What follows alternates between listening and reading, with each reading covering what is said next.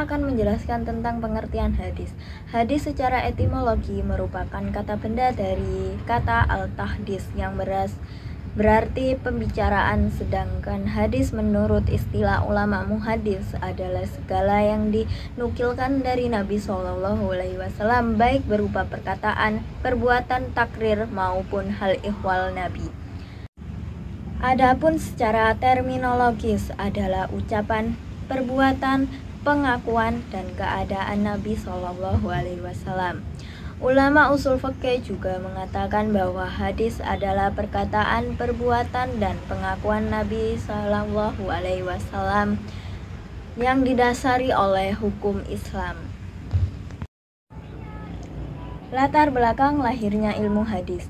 Kelahiran hadis sebagaimana dimaksud terkait langsung dengan pribadi Nabi Muhammad SAW sebagai sumber hadis, di mana beliau telah membina umatnya selama kurang lebih 2-3 tahun, dan masa tersebut merupakan kurun waktu turunnya wahyu Al-Quran.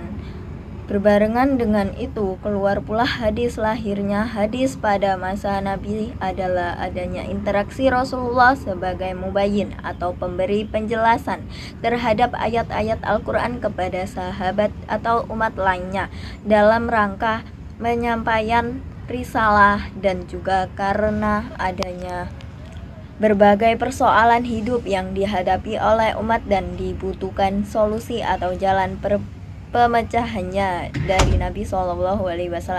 Lalu para sahabat memahami dan menghafal apa yang telah diterimanya dari Nabi SAW. Macam-macam hadis, yaitu hadis hauli. Hadis yang berdasarkan segala bentuk perkataan atau ucapan yang disandarkan kepada Rasulullah adalah hadis hauli. Hadis ini berisi berbagai tuntunan, petunjuk, syarak, peristiwa, dan kisah yang berkaitan aspek akidah, syariat maupun akhlak. Yang kedua yaitu hadis fi'li. Selanjutnya, hadis yang berdasarkan segala perbuatan yang disandarkan kepada Rasulullah SAW adalah hadis fi'li.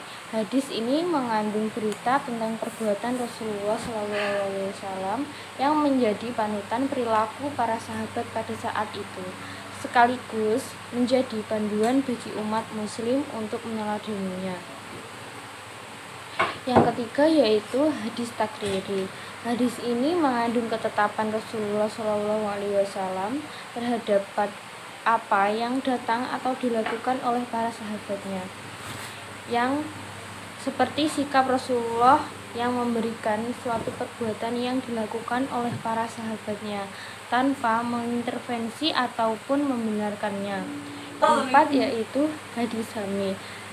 Hadis hami adalah hadis yang berupa keinginan atau hasrat Rasulullah SAW yang belum terrealisasikan, seperti halnya saat berpuasa tanggal Asyura. Yang kelima yaitu hadis ahwali. Hadis ahwali pada dasarnya hadis yang tidak mencakup 4 hadis sebelumnya. Hadis kategori ini biasanya menceritakan sifat dan kepribadian serta keadaan fisik Rasulullah SAW. Hadis qudsi dan hadis nabawi. Hadis nabawi hadis baru dalam arti bahasa lawan hodim lama.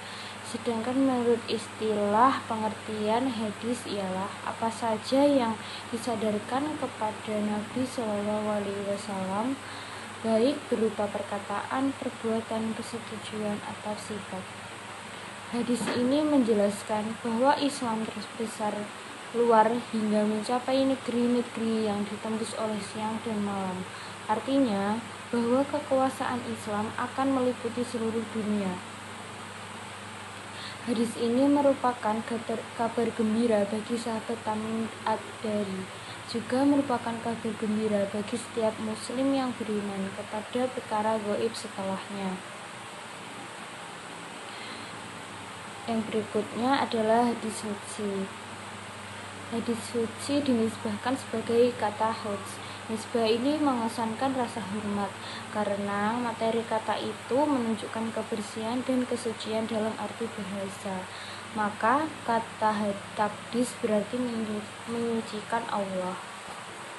Di sini saya menjelaskan istilah-istilah hadis. Yang pertama yaitu ada sunnah. Sunnah secara bahasa berarti asiroh al-mutaba'ah, yang berarti jalan yang diikuti. Setiap jalan dan perjalanan yang diikuti dinamakan sunnah, baik itu jalan yang baik maupun jalan yang buruk. Adapun sunnah menurut istilah para ahli hadis adalah segala sesuatu yang dinukil dari Nabi Shallallahu Alaihi Wasallam, baik itu ucapan, perbuatan, persetujuan, sifat fisik, kepribadian maupun perjalanan hidup, baik itu sebelum diutus maupun sesudah diutus. Yang kedua yaitu khobar. Khobar secara bahasa berarti an-naba, yang berarti kabar atau berita. Adapun secara istilah, khobar ini semakna dengan hadis sehingga memiliki definisi yang sama dengan hadis. Namun, menurut pendapat yang lain menyatakan bahwa khobar ini lebih umum daripada hadis, sehingga definisi khobar adalah segala sesuatu yang disandarkan kepada Nabi Shallallahu Alaihi Wasallam dan juga kepada selain beliau. Syekh Utsaimin mengatakan, al-khobaru ma'adifu ilan Nabi Shallallahu Alaihi Wasallam wa ilaihi khairi. Khobar adalah segala sesuatu yang disandarkan pada Nabi Shallallahu Alaihi Wasallam dan juga disandarkan kepada selainnya. Yang ketiga yaitu athar. Athar secara bahasa berarti bahyatu asyai, yang berarti sisa dari sesuatu atau jejak. Adapun secara istilah, athar adalah ma'adifu ila sohabi awa tabi'i, segala sesuatu yang disandarkan pada sahabat atau tabi'in. Yang dimaksud tabi'in di sini adalah orang Islam yang dalam hidupnya bertemu dengan sahabat, namun tidak bertemu dengan Nabi Muhammad SAW. Ada kalanya asar juga didefinisikan dengan segala sesuatu yang disandarkan kepada Nabi SAW, namun biasanya penyebutannya disandarkan dengan redaksi dari Nabi SAW, sehingga penyebutannya seperti contoh pada di bawah ini yaitu wafil athari an Nabi Sallallahu Alaihi Wasallam, dalam sebuah athar dari Nabi Sallallahu Alaihi Wasallam. Yang terakhir pada poin E yaitu ada kedudukan hadis sebagai sumber hukum Islam. Nah, kedudukan hadis qudsi sebagai sumber hukum Islam tetaplah seperti hadis-hadis yang lainnya, yaitu sumber hukum kedua setelah Al-Quran sebagai sumber hukum yang pertama.